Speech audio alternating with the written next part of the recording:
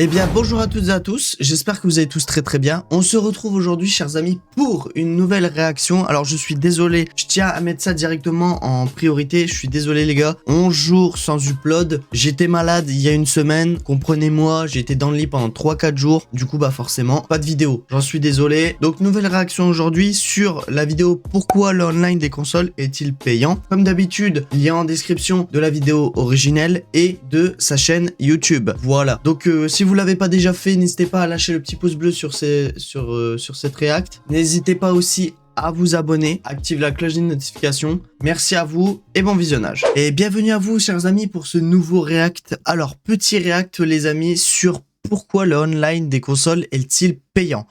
Donc de la chaîne Alpha Rose Coffee. Donc c'est parti, on va mettre ça 10 minutes 54. Let's go. Et si je vous disais qu'un joueur qui aurait joué au Xbox Live depuis la sortie de service aurait dépensé 1320 €. Alors ce chiffre peut paraître un peu faible pour 20 ans d'existence, mais rajoutons C'est vrai, ça fait pas beaucoup hein. en plus le prix de l'abonnement internet, et là nous arrivons à 4800 €. Tout ça pour se faire insulter par des enfants sur Call of Duty. Même 4800 en 20 ans, c'est dérisoire en fait. Ouais. Enfin, moi je trouve que même 4800 balles de dépenser en 20 ans, c'est dérisoire. Et encore, je prends le cas d'Xbox, mais sachez que pour les joueurs PlayStation, nous sommes aux alentours des 800 € pour 11 ans de PlayStation Essential et 160 € pour les 7 ans de l'abonnement Switch Online. Mais alors, Putain. comment sommes-nous arrivés là? Pourquoi les joueurs acceptent de payer un abonnement pour jouer en ligne à leur jeu déjà payé plein pot? Eh bien, je me présente, je suis Alpha Rose de l'Alpha Rose Coffee et aujourd'hui on va se pencher un petit peu sur l'histoire des abonnements en ligne. Alors moi je dirais une chose, pourquoi les gens prennent des abonnements. Alors déjà parce que je dirais sur console, les abonnements du coup sont je pense plus accessibles que d'acheter un PC gamer pour certains. Je pense que pour certains d'entre vous qui regarderont cette vidéo, je pense que la plupart vous ne pouvez pas acheter de PC gamer ou vous n'en avez peut-être pas l'utilité. Mais c'est vrai que s'acheter un PC au prix des consoles, c'est quand même un coût. Parce que là, maintenant, si vous voulez avoir un beau PC, il faut taper entre 900 et 1200 balles à peu près pour avoir un beau PC, pour jouer bien comme il faut sur les jeux, que, on va dire en 1080p. Après, en 2K et en 4K, c'est pas pareil. Mais après, si t'es juste au niveau des jeux exclus ou alors que tu joues peu aux jeux vidéo, là, c'est mieux d'avoir une console et donc de payer un abonnement. Parce que du coup, faut pouvoir financer un PC, tu vois. Parce que tout le monde ne peut pas. Avec leurs évolutions, mais Ouais. aussi l'avantage qu'offrent ces services aux joueurs ainsi qu'aux constructeurs. Ok. Commençons déjà par poser la question à ChatGPT, notre futur patron à tous, mais ça c'est un autre débat, Ah et ouais. voici sa réponse en 7 points. L'infrastructure et la maintenance, la sécurité des utilisateurs, le service supplémentaire, le support client, la mise à jour des systèmes, le contenu exclusif, ainsi qu'un modèle économique. Et celui-ci est très important je trouve avec cette phrase: les abonnements en ligne sont une source de revenus importante pour les fabricants de consoles, car le prix des consoles est souvent vendu à faible marge, voire même à perte. Mais nous reviendrons plus tard sur la réponse de ChatGPT. Mais pour le moment, commençons par un petit historique des services en ligne. En 2002 sort la Xbox première du nom, première console de Microsoft, et clairement là pour concurrencer la PS2 qui est... 2002 ? Je croyais qu'elle était, je croyais qu'elle était sortie en 2000 ou 2001. Bah, à ma naissance quasiment. Juste un an après ma naissance. Enfin, Ok, d'accord. Reste en ailleurs encore aujourd'hui la console de salon la plus vendue de tous les... Ah oui, quand même. Attends. Hein? Attends, donc là, c'est quoi ça? Ça, c'est PSP 82, PS3, PS1, PS4, PS2. Elle est où Les pubs qui font la promotion de la Xbox sont chelous d'ailleurs. Attends, donc la Xbox, c'était celle... Attends. Aujourd'hui la console de salon la plus vendue de tous C'est PS2, frère. Hein. C'est PS2, hein. Là, il... les temps. Les pubs qui font la promotion de la Xbox sont chelous d'ailleurs, en voici un petit exemple.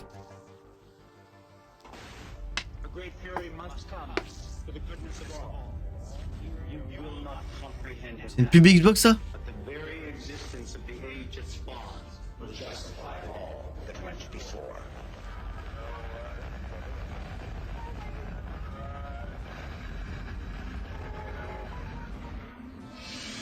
Ouais, bon, le début des années 2000, quoi, c'est toujours un plaisir. Ouais. Bref, une console qui se veut révolutionnaire, déjà en termes Mhm. de graphisme, mais surtout avec l'ajout majeur, le online. Oui, à l'époque, jouer en ligne, c'était loin d'être comme aujourd'hui. Déjà, peu Ah, de personnes avaient une ça box ouais, internet, c'est et sûr. surtout, le online était réservé aux joueurs PC, qui déjà depuis les années 97 farmaient les mobs sur Ultima Online. Alors j'entends déjà ceux du fond crier, car oui, effectivement, la Dreamcast avait essayé de faire un service en ligne déjà à l'époque. Mais pour le bien de la vidéo, nous en parlerons pas, mais sachez que ça existait. Cette grosse révolution a permis à Microsoft de sortir clairement du lot, et c'est bien entendu ici que naît le Xbox Live 1.0. Vendu initialement pour 50 € à l'année, il permettait de jouer en ligne avec le monde entier sur Halo par exemple, et surtout avoir un Ah, service qui permettait de télécharger du contenu mon exclusif bébé. pour ces jeux. Et oui, Petite anecdote, toujours. Alors, personnellement, hein, je sais pas si vous, c'est votre cas, mais personnellement, moi, j'ai commencé à réellement jouer en ligne, pas sur les consoles, mais directement sur le PC. Dès que j'ai eu mon premier PC,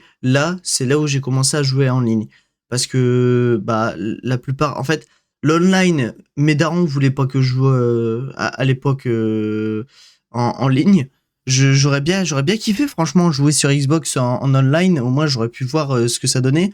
Il y a l'un de mes potes qui, lui, a tryhard BO2. Du coup, lui, forcément, bah, il a pu jouer en ligne à l'époque, mais moi, j'ai pas pu.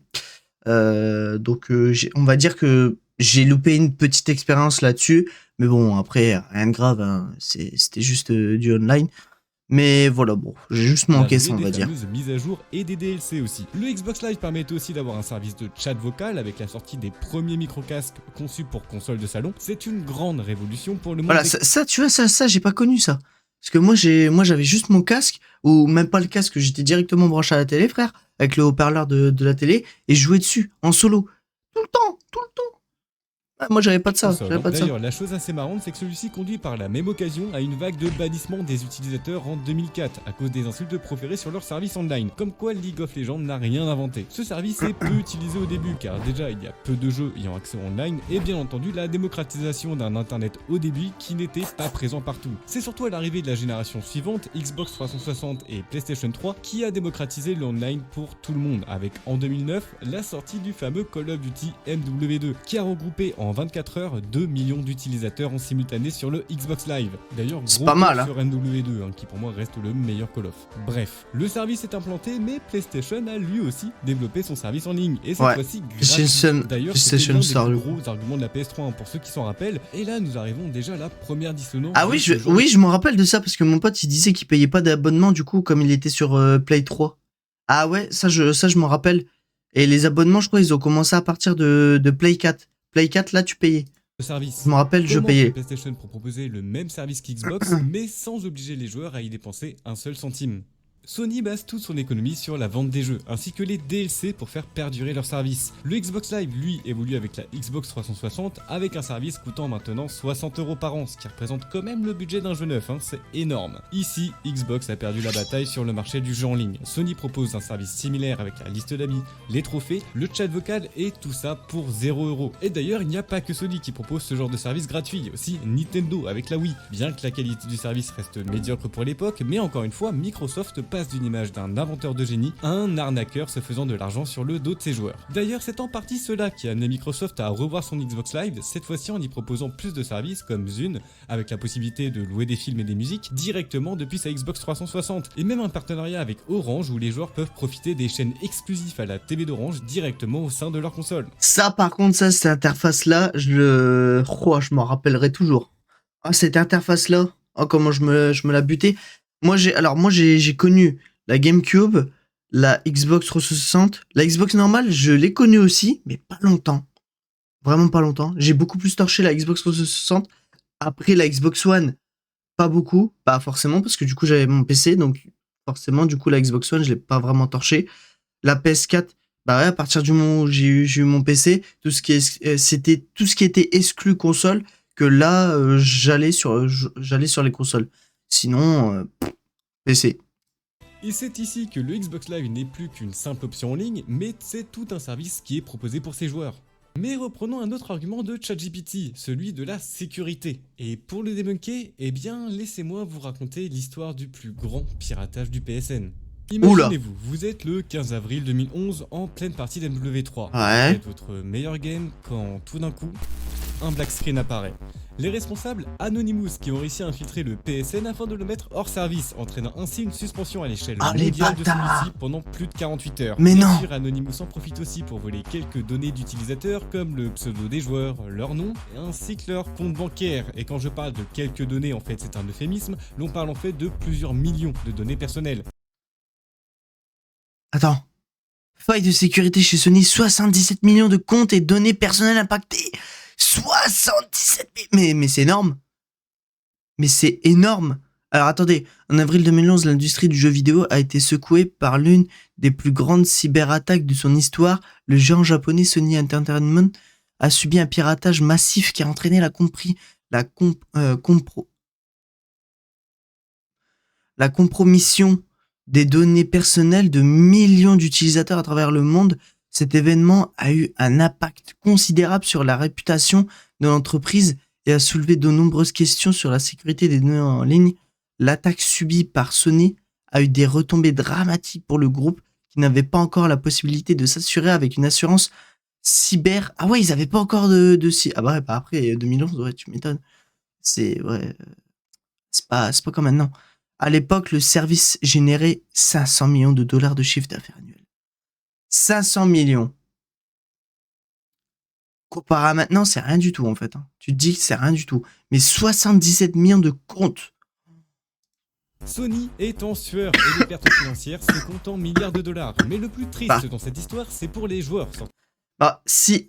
Alors, ils font 500 millions annuels. Donc ça veut dire que dans l'année, ils font 500 millions. Et ils sont en perte littéralement je crois, de milliards. De 1 ou 2 milliards de dollars. À se faire Donc ouais, ils sont pirater pas leurs bien. comptes bancaires qui sont pas bien. généralement revendus sur le darknet. Bien sûr, les joueurs font appel à la justice. Justice qui, comme dédommagement, demande à Sony d'offrir 2 jeux gratuits ainsi qu'un mois au PlayStation Plus. Alors ouais, t'as peut-être plus de quoi payer ton loyer, mais t'inquiète, tu pourras jouer au dernier Uncharted. Penchons-nous un petit peu plus sur les revendications d'Anonymous qui, je le rappelle, agissent rarement sans raison. Ici, c'est pour dénoncer l'action en justice qu'a fait Sony à George Hotz, un hacker qui avait réussi à créer un firmware hack de la PlayStation 3. Alors, pour les non-initiés, en gros, c'est offrir aux joueurs la possibilité d'avoir un autre système d'exploitation sur sa console. Cela amène forcément la possibilité de hack ses jeux. En tout cas, George l'a fait en 3 semaines à l'aide d'une calculatrice. Et oui, c'est super intéressant, mais on va revenir un petit peu plus sur le sujet. Une procédure judiciaire s'ensuit et la justice donne raison à la firme japonaise et par conséquent Anonymous riposte avec l'attaque du PSN d'avril 2011. Bref, tout ça pour dire qu'effectivement le PSN est gratuit, mais que des failles de sécurité subsistent. Ouais, c'est Ce ça. qui donne des points au Xbox. En fait, c'est ça. C'est autant c'est gratuit, mais c'est pas protégé. Alors que Xbox, c'est payant, mais c'est protégé. C'est ça qui veut dire. Live qui, lui, n'a pas été hacké, en tout cas pas d'une si grande ampleur. Ouais. Par contre, à noter que si vous aviez reçu une PlayStation 4 ou bien une Xbox One sous le sapin au Noël 2014, eh bien les services en ligne étaient en panne. En réalité, ils n'étaient pas en panne, ils se sont fait tout simplement attaquer par un autre activiste. Le groupe de hackers s'appelait Lizard Squall et il dénonçait les agissements des... Un autre. Je savais pas. Alors, c'est pour le coup, c'est la première fois que j'entends parler que PlayStation se sont fait hack et que là, bah, Xbox du coup se sont fait hack aussi. C'est la première fois que j'entends parler de ça pour le coup. sécurité des données d'utilisateurs. Je cite, nous voulons mettre en lumière l'incompétence de Microsoft et de Sony alors qu'ils disposent de données sensibles sur des millions de clients et qu'ils obligent à payer un service peu sécurisé. Ainsi que deuxième revendication, que tout le monde passe Noël en famille et non à geek sur le dernier Call of. Bon, plutôt sympa les bougres. J'ai pas mal divergé sur des sujets qui sont très intéressants, mais c'était pour surtout montrer que la sécurité n'est pas infaillible. Et que malgré le prix des abonnements, eh bien celle-ci reste qu'effective. Faisons un petit bond dans le temps pour comparer un peu les offres de 2016, car à la sortie de la PS4, le service en ligne est devenu payant à 70€ quand même. Le service Xbox reste en place pour un prix de 60€ par an, alors qu'un irréductible, lui, ne fait toujours pas payer son service en ligne. Et c'est Nintendo, avec le online de la Wii U, accessible à tous. Après, à la sortie de la Switch, vous connaissez la chanson, il propose un abonnement pour la Switch Online. Et lui aussi s'est fait hacker, non? Ce qui reste, je trouve, très correct contre... Attends. Pose un abonnement pour la Switch Online, se le vend à 20€ par an, ce qui reste... Ouais, c'est que dalle. 20€ par an, c'est que dalle. Ça fait combien par mois? Tu fais diviser par 12.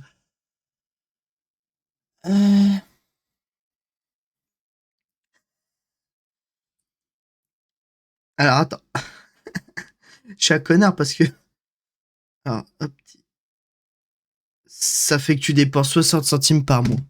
Reste, je trouve, Moins d'1 très euro par correct, mois. contrairement à la concurrence, Ouais, bien que de c'est toute que dalle. façon, il n'avait pas réellement le choix, car le service en ligne de la Switch est déplorable, hein. Tous ceux ayant joué à Smash Bros ou à Mario Kart le savent. Bref, nous arrivons en 2024 et toutes les consoles possèdent un service payant, à des prix et des avantages différents, car nous ne payons pas seulement Ouh, ça maintenant, PlayStation Plus, Xbox Game Pass, enfin bref, maintenant tous les abonnements, ça coûte une couille. Même les jeux maintenant, ça coûte une couille. Il vaut mieux être sur PC. En fait, maintenant, en fait, c'est très simple, les gars. C'est très simple. En fait, avant, on va dire, avoir console et PC, tu vois, PC c'était du luxe. PC c'est toujours à peu près du luxe en matière d'utilisation. Ça dépend ce que tu fais avec et ça dépend ce que tu veux faire avec.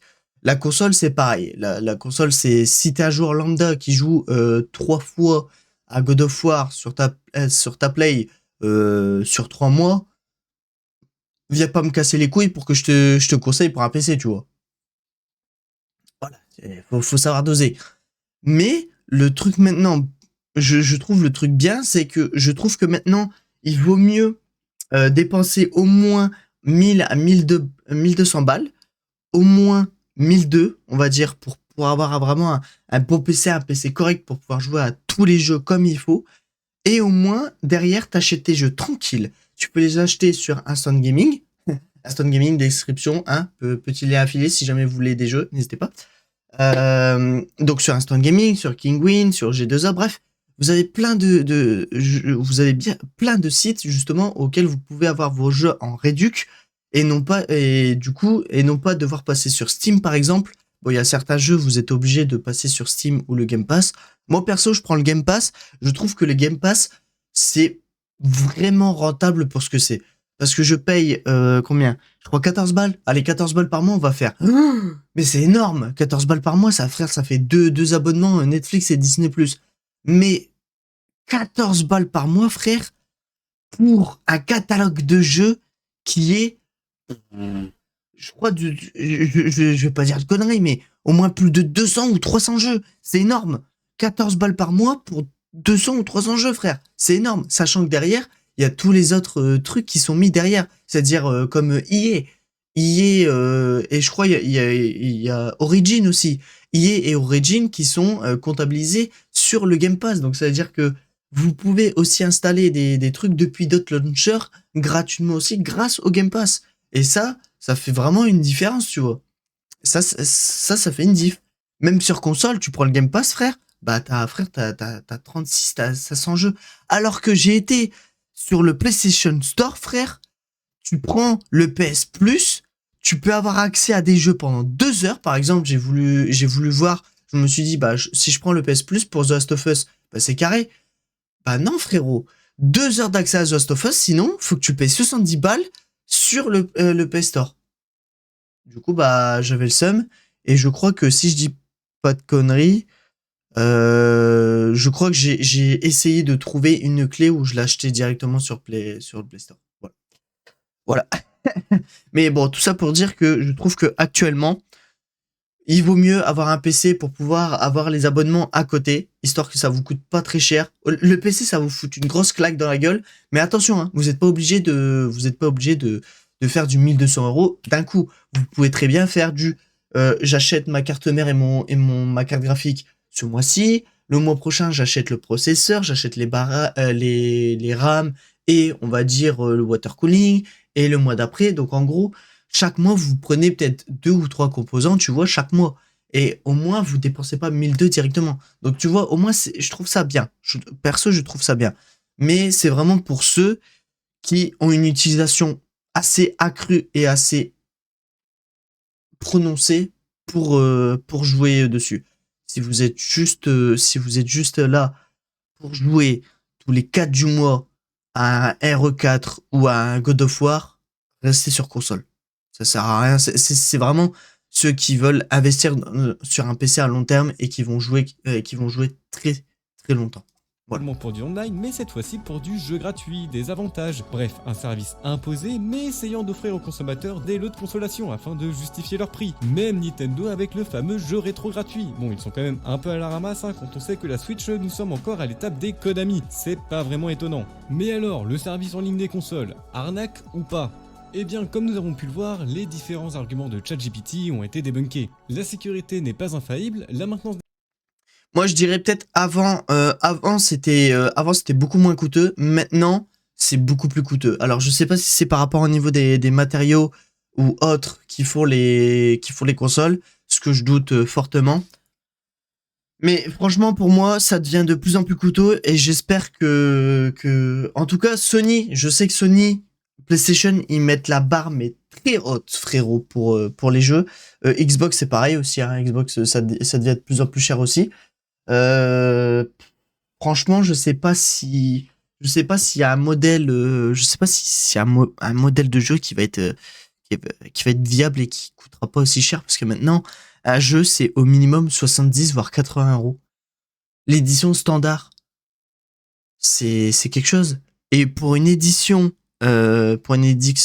finalisée, genre vraiment la dernière, l'ultra édition, dernière édition, la plupart pour les jeux, c'est au moins 110 ou 120 balles. Donc, je trouve ça énorme. C'est comme Les si serveurs t'achetais peuvent deux très jeux bien en fait à financer la par fois. les jeux ainsi que les DLC, les offres avec le contenu exclusif est honnêtement très prometteur, étant moi-même consommateur de ce genre de service avec le Xbox Game Pass par exemple, qui est un genre de Moi Netflix aussi. du jeu vidéo. Ouais. Attention, ça reste vraiment un Netflix du jeu vidéo. En aucun cas j'en ai besoin pour pouvoir jouer à mes jeux en ligne. Putain, Sakura. Le seul argument valable, et effectivement je n'y avais pas pensé avant de faire mes recherches pour cette vidéo, c'est l'argument du modèle économique. Quand on y réfléchit bien, une console, eh bien c'est la meilleure rentabilité entre performance et prix. J'entends déjà les PCistes crier, mais soyez honnêtes, étant moi-même sur PC depuis... Non, si, c'est vrai. Non, si, c'est vrai. C'est vrai. La console, c'est. Mais après, ça, en fait, ça dépend des joueurs. Non, c'est vrai ce qu'il dit. C'est le meilleur performance qualité-prix parce que tu sais que t'achètes la PS5, frérot, bah tu vas pouvoir jouer en 4K. Alors que t'achètes un PC, pour jouer en 4K, faut y mettre les moyens, on va dire. Très franchement. Même moi actuellement avec ma config 4K, ouais, non, avec ma carte graphique, je fais tourner le 4K. Mais je pense pas non plus en ultra. Mais je fais tourner du 4K. Mais, genre, par exemple, sur la PS5, t'as pas besoin de te poser la question. Ou Xbox série X ou S, t'as pas besoin de te poser la question. Tu branches sur ta télé, et puis voilà. De toute façon, c'est bien ce qu'ils utilisent à chaque fois. Donc Maintenant 10 ans, là-dessus, je sais oui, il a raison. c'est un investissement et qu'avoir un PC fait pour le gaming, eh bien ça coûte cher. Comparant avec une PS5 modèle numérique, donc sans lecteur de disque, eh bien c'est 449 € pour faire Oui, tourner. voilà. Genre, tu dépenses 500 €, t'as une console, tu peux jouer à tous tes jeux très bien. Alors que le PC, bah forcément, faut investir. C'est ce que je vous ai dit. Hein, en voilà. 4K, Ray Tracing à 30 FPS. Trouvez-moi un PC équivalent pour ce prix-là, c'est juste pas possible, Non, soyons honnêtes. non, Et c'est donc, impossible. l'argument émis par ChatGPT sur la vente de consoles à perte semble bien réel. Perte qui en fait se retrouve grâce à un abonnement payant qui au bout de 5 ans amène ta console au prix de 800 €. On s'approche du prix d'un PC gamer milieu de gamme. C'est Mais vrai. faire la comparaison que sur PC, eh bien nous payons aucun abonnement en ligne, déjà c'est faux. Pour certains jeux comme World of Warcraft ou bien Dofus, généralement les MMORPG demandent une maintenance exemplaire des serveurs, bien qu'il y ait clairement... Alors, ouais, il y a vraiment pas beaucoup de jeux que tu payes pour le en ligne. Hein. À part Dofus et WoW, sinon, il n'y a pas de jeux que tu payes en ligne. Hein. C'est d'ailleurs tout l'intérêt aussi des moments d'être sur PC. C'est au moins tu peux jouer en ligne tranquille. T'as pas de soucis. Vraiment débat à faire hein, sur ce système. Prenons le cas de League of Legends qui tente sans dépenser un centime avec l'un des systèmes les plus performants du marché. D'ailleurs, je vous invite à aller voir la vidéo de What's a Fail qui l'explique très bien. Et puis, la culture des jeux PC où justement nous avions l'habitude de créer nos propres serveurs de jeux, que ce soit via Hamachi sur Minecraft ou bien même sur Counter-Strike, ouais. c'est un autre modèle Hamachi. économique. Et surtout, j'appuie sur le terme culture de consommation, car les joueurs PC sont attachés à une certaine liberté propre à l'architecture de celui-ci. Mais ce sera peut-être le sujet d'une prochaine vidéo. C'était Alpha Rose de Alpha Rose Coffee, alors n'hésitez pas à vous abonner si la vidéo vous a plu, on essaye toujours d'atteindre les 20 000 abonnés avant la Bonne fin de cet vidéo. été, donc si le cœur t'en dit, n'hésite pas à nous rejoindre. Dis-moi aussi en commentaire si le sujet t'a plu et ce que tu penses exactement de ce genre de modèle économique. Est-ce que les arguments énoncés justifient-ils le prix de ce genre de service? Surtout si tu es un joueur console, sachant que moi je suis sur PC, donc forcément je suis beaucoup moins adepte de ce genre de mécanisme. Ouais, Donc votre pareil. avis m'importerait beaucoup. Prenez soin de vous et bien sûr nous nous retrouvons dès la semaine prochaine, cette fois-ci pour le 10e épisode de Chasseurs de mythes, avec énormément de mythes sur la licence Mario Kart. Merci d'avoir regardé et je vous souhaite une bonne continuation sur YouTube. Eh bah, très bonne vidéo, Alpha Rose Coffee, franchement, très bonne vidéo. Ouais, bah, je dirais que... non, moi, je dirais actuellement le modèle... Alors, le modèle économique des consoles actuelles est trop cher pour ce que c'est, je trouve. En fait, si t'es un joueur qui joue tout le temps, t'as plus d'intérêt à acheter un PC que à rester sur console.